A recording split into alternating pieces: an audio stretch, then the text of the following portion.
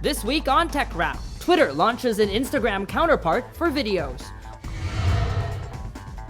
We play around with an iOS app that could make you a singing superstar. And we take a look at the newest BlackBerry phones.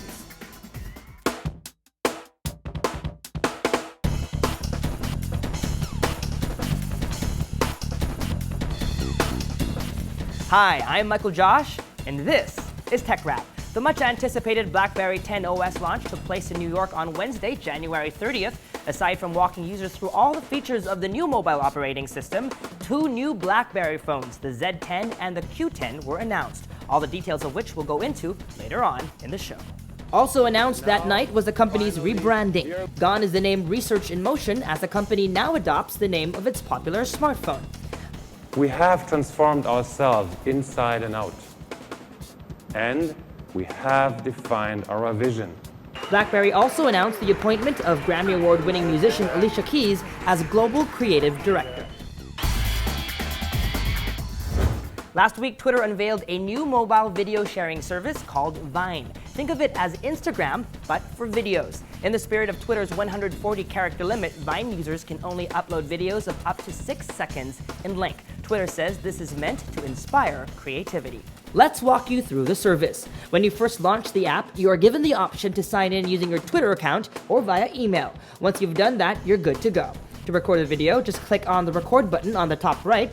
Press and hold the video area to begin recording. Let go if you want to cut to another shot, then press and hold again. Do this as many times as you like in the allotted 6 seconds. Once you're done, click the check mark.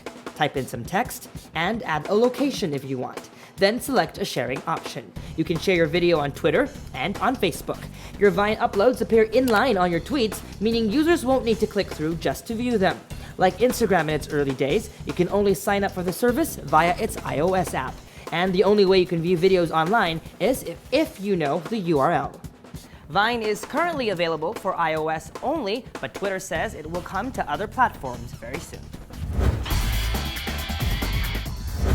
Microsoft rolls out the latest version of its productivity suite for Windows. Microsoft Office 2013 features a redesigned look that's a little bit more touch-friendly and fits right into the direction the company took with Windows 8. But what's most notable about this release? Office 365, Microsoft's attempt to move users to a new subscription-based model. Users can choose to sign up for a $9.99 monthly plan or a $199 yearly plan. Aside from getting access to the latest version of Microsoft Office, you also get the ability to save documents to the cloud, collaborate with others, and access a remote version of Office from any computer. Running out of storage space on your iPad? Well, this week, Apple released a 128GB version of the 4th generation iPad with a Retina display. Available in both Wi-Fi only and Wi-Fi plus cellular models, they start at $399 or roughly 32,000 pesos. Samsung really seems to want to fill in every possible space in the world of mobile devices. This week, it released a mid-range smartphone, the Samsung Galaxy Express. The Express features a 4.5-inch display, a dual-core processor, a 5-megapixel camera, and LTE connectivity. Everything and everyone seems to be moving to the world of mobile. That includes the popular social networking site, Facebook. As of December 2012, Facebook says it has 1.06 billion active users, 64% of which access the site on mobile devices.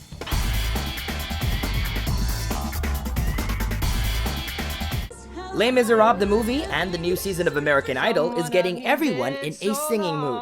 So if you feel like busting out those vocal chops, like we always say, there's an app for that.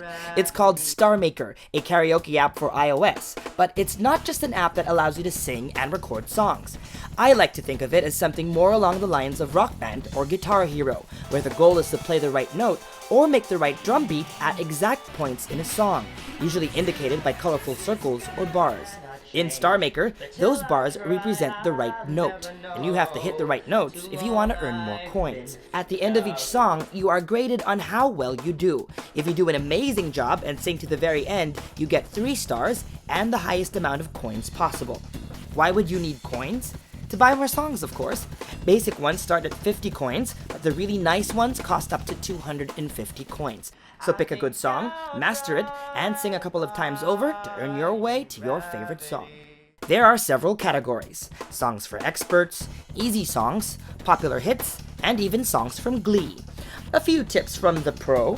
For best results, use headphones with a built-in microphone. And even if singing some runs makes the vocals pretty, you're better off sustaining notes during long segments to maximize the points. If you get bored of just singing the songs, there are also battles and contests where you can compete against other users for prizes, such as more tokens or even an iPod. Your songs are also all recorded, so if you're confident enough, you can share them online. Good luck! Ever since the release of the first iPhone, the world of smartphones changed significantly. And while new players like Android pushed the market even further, everyone's favorite work phone, the BlackBerry, hardly changed, even with the introduction of its first touchscreen device, the BlackBerry Storm, in 2008.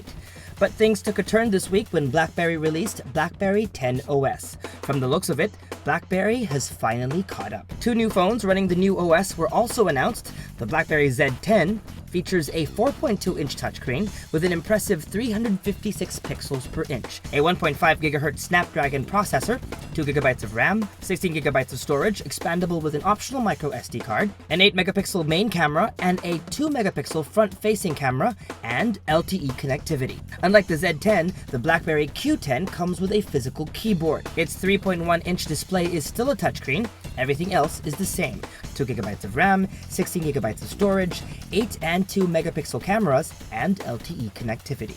The Z10 is already available in the UK and should make its way to the Philippines sometime in the second quarter of 2013. The Q10 is not yet available, but it's expected to go on sale sometime in the first quarter. BlackBerry OS X is a far cry from its predecessor. In fact, they say the experience has been redesigned, re-engineered, and reinvented. Here are some of our favorite features. BlackBerry Peek. No matter what you're doing, even if you're watching a video on YouTube, you can swipe to the right to check your latest messages, BBMs, and emails. BlackBerry Balance, which allows you to have different home screens, one for work and one for play. You can keep work apps in the work screen and personal apps in another. Keep both live separate if you wish. A new and improved keyboard that guesses what words you're typing, so just using one thumb, you can flick word after word into the text input window. BlackBerry CEO Thorsten Heinz calls it magic. I call this writing without typing. That is the magic of the keyboard. Fantastic, great, and quick. One thumb. Typing on a glass screen with one thumb. Magic. Time Shift allows you to take multiple shots of the same subject and then scroll back and forward a few frames to pick the best shot. BlackBerry is also giving BBM an upgrade. Users can now make video calls using the service, and as you would on Skype, share your screen. So you could, for example, show the user on the other end some of your photos.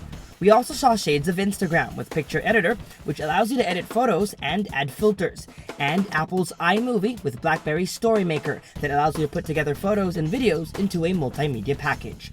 Overall, BlackBerry 10 OS and the new Z10 are worthy contenders in the smartphone race. But as tech website The Verge puts it, is it a little too late? Only time will tell. If you're still on BlackBerry, will this update make you stay? Or if not, is it enough to make you want to switch? Let us know online. And that was TechRap. Events to look out for this week. On February 25 all the way to the 28th in Barcelona is Mobile World Congress. That's where all the latest cell phones are released, so we gotta look out for that. For news and updates, don't forget, follow Rappler.com on Twitter and like our page on Facebook. We're also on Instagram, and just this week, we've begun uploading videos to Vine, so you might want to check that out. As always, we love to hear what you have to say, so whether you're on Rappler.com or on Facebook, leave us a comment in the comment sections below. If you're on Twitter, you can tweet us using the hashtag TechRap.